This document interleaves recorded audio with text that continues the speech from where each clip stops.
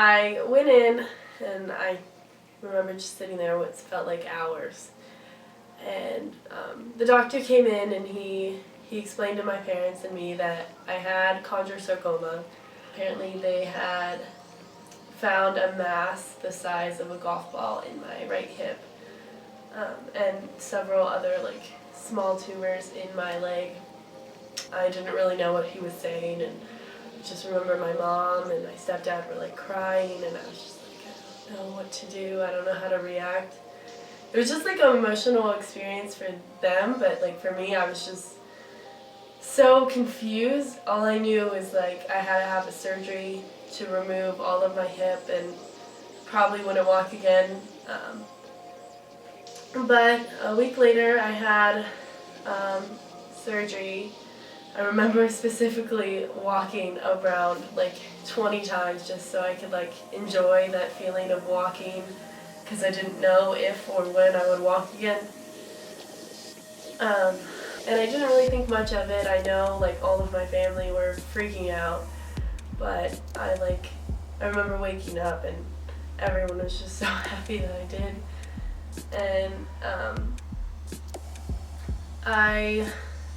it was really hard after that, because then I could actually feel something happening to me. But after the surgery, I physically could not move, couldn't feel anything. It was hard. That's when I guess it really hit me. My doctor came in that day, and he said that the surgery was successful, and since my cancer doesn't respond to chemotherapy or radiation, the only thing they could do was surgery, and all of the malignant tumors were out. Well, I had to slowly learn how to walk, and that was hard because I didn't want to move. I didn't want to get out of bed. I kind of just wanted to lay there and feel sorry for myself. And my mom, she's the one that really forced me out of the hospital bed, and she's the one that made me get into the wheelchair no matter how hard it was. And once I was in the wheelchair and I realized that I could move around and I wouldn't be stuck in a bed my whole life, then that's when I decided that I wasn't gonna let the cancer affect me. And I learned how to walk with crutches, and I finally got to go home, and I was on crutches for about 6 months, and then I was using a cane, so there was a 10-year-old with a cane, and then I finally could walk again.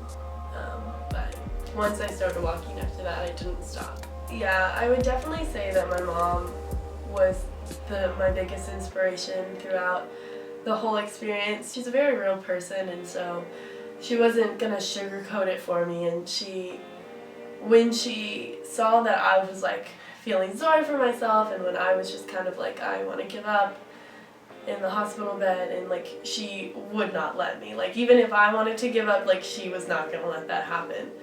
And I really needed that. So some of my life aspirations definitely were shaped around what I've been through. I've always been really good at science, and I've always been really good at I've always been interested in the medical field, and I know as a kid I was clearly familiar with all of that, and whether I wanted to be a pediatrician or I wanted to be an orthopedic oncologist or I wanted to be a physical therapist, every doctor that I had to deal with, I kind of had a phase in my life where I wanted to be one of them. And now it's gotten to the point where I think physical therapy will be the best for me.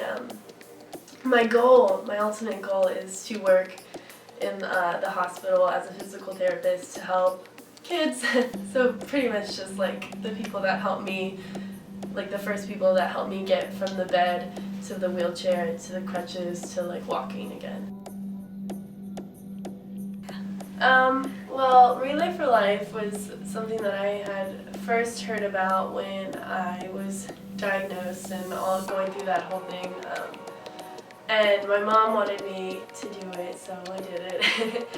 And I got my family together, and I got a bunch of people together, and of course I had a lot of supporters. And that was definitely eye-opening because I saw people from all ages, and they got to see me too as a survivor, and I got to walk with my mom and my grandma like through the Survivor lap, and that was just kind of like, I don't know, like a humbling moment. Like I realized that like I'm not the only one, like it's bigger than me. When I got to college, my friend, she had gotten an email about Relay for Life and about being part of the committee, and I thought that would be an interesting way to get like involved on campus because I was kind of struggling with finding where I fit, and also like to be on the back side of it where I can like actually help run it and create it and like put like my ideas on the table and like offer my perspective from what I've been through. So that's why I joined Relay for Life in college, and I definitely loved it last year and I loved it this year, so I'm definitely going to continue doing it.